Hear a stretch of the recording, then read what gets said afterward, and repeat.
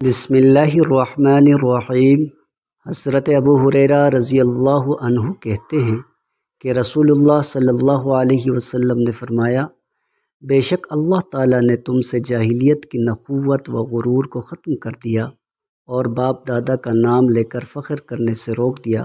اب دو قسم کے لوگ ہیں، ایک متقی و پرہیزگار مومن، دوسرا بدبخت فاجر۔ تم سب آدم کی اولاد ہو اور آدم مٹی سے پیدا ہوئے ہیں۔